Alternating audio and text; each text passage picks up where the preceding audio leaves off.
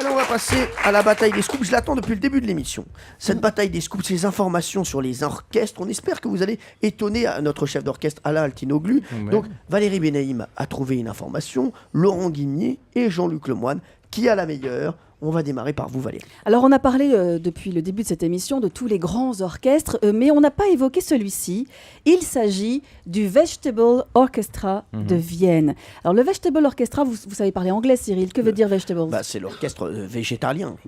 C'est l'orchestre de légumes. Oui, parce vegetable. Vegetable, oui. Donc, il faut évidemment manger 5 légumes par jour, mais eux, non seulement ils les mangent, mais en plus, ils jouent avec des légumes. Exemple, on vide une carotte, on perce quelques trous, ça nous fait une flûte. Bien joué. Il y a également la guitare céleri, le potiron grosse caisse, l'aubergine castagnette. Oui. Très très bien, l'aubergine castagnette. Ou encore le poireau violon. Je propose qu'on écoute quelques...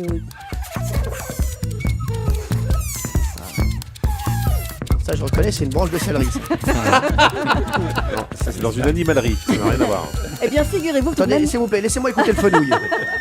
Merci. Ça, c'est la flûte carotte. Alors. Eh bien, donc, figurez-vous que cet orchestre connaît un certain succès. Ça lui permet de voyager à travers le monde. Et leur prochain concert, pour ceux que ça intéresse, ils seront en Italie, ils seront en Allemagne et ils seront aussi en France le 22 juin à Metz, au Jardin Fruitier, évidemment. Vous connaissez ça? Moi, vous les je les connais. Alors, non, je les ai pas rencontrés, mais c'est très très difficile parce que tous les matins, en fait, évidemment, les fruits et les légumes, si on les mange pas, ils pourrissent. Donc, il faut les recreuser tous les 2-3 jours. Donc, c'est tout l'orchestre et c'est extrêmement fastidieux. Ouais. Vous auriez aimé c'est surtout celui qui a la contrebasse. Vraiment, c'est ça. Le potiron vous auriez aimé diriger un orchestre de légumes. Un orchestre de légumes. Alors, non. Qu'est-ce que vous dites? Non, mais ça se dirige pas en fait parce que c'est relié à des ordinateurs qui sont reliés à des synthétiseurs. Vous pouvez jouer les 4 saisons. Oh, merci. Pas mal. Bravo, Guimier. Laurent Guimier, merci pour ce trait d'humour. D'ailleurs, Jean-Luc Lemoyne... votre baguette, sérieusement, ça me stresse depuis le début de l'émission. Pas, je contrôle la baguette. Jean-Luc Lemoyne, votre scoop sur les groupes. Alors, vous n'êtes pas sans savoir que quand un pays reçoit un chef d'État, il y a tout un protocole très strict à suivre, et le moindre écart ou improvisation est complètement proscrit. Et pourtant, récemment, Barack Obama était aux Philippines, il était reçu par son homologue Benigno Aquino. Tout est prêt. L'ambiance locale, c'était ça, écoutez. Sympathique. Très sympa. On se voit aux Philippines. Et là, d'un seul coup, la garde républicaine s'emballe un peu et le xylophoniste décide de jouer ça.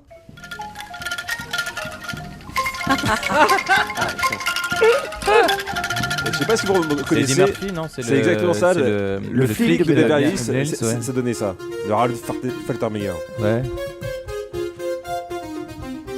Et voilà, et donc pour accueillir Barack Obama, il a dérogé à toutes les règles du protocole et il a fait ça. Il a jamais expliqué son envie subite de jouer le flic de Beverly Hills, mais la presse s'en est plutôt amusée et ça n'a pas empêché Barack Obama, heureusement, de signer un important accord de défense avec les Philippines quelques instants plus tard.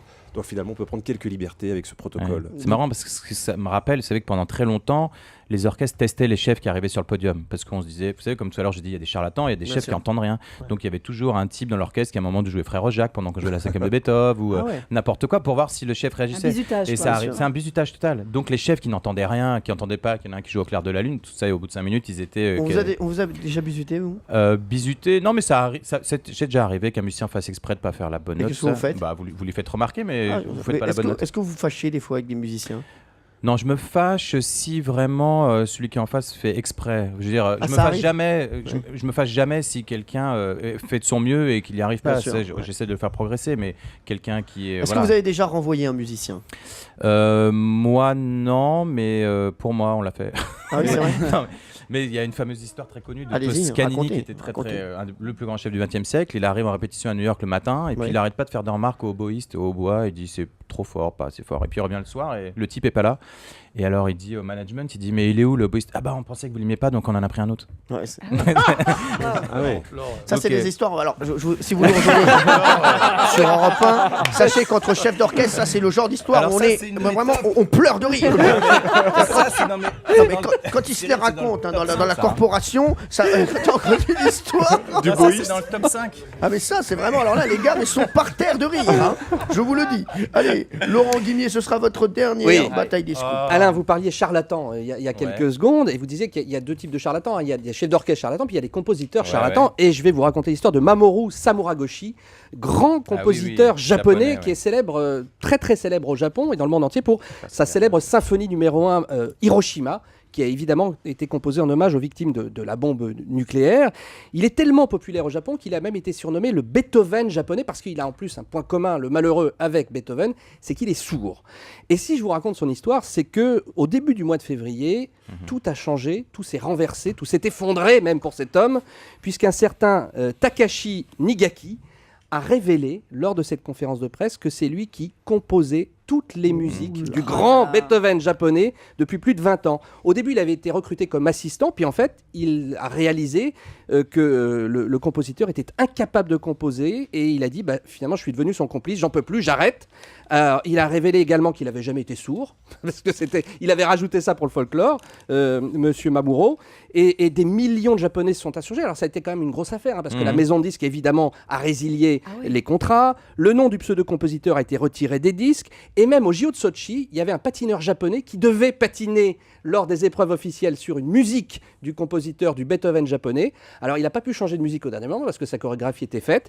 Il est arrivé 4e pendant que le compositeur, lui, tente de se faire oublier. Vous connaissiez cette histoire? Oui, Alain, j'avais lu sur Internet. C'était d'accord. Il y a des revues spéciales pour les chefs d'orchestre. Bien sûr. Enfin, chef d'orchestre, non, mais la musique classique, oui, on a plein de revues, on a des forums. Ça Vous savez que moi, par exemple, il y a plein.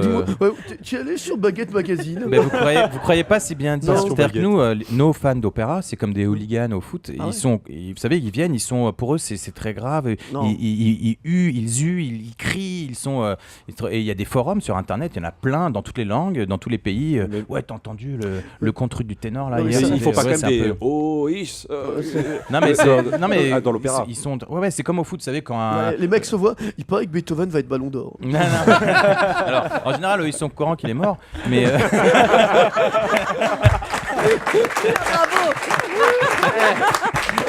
Et c'est là. Et je ne parlais pas de Beethoven, le compositeur, mais le chien. Bien sûr.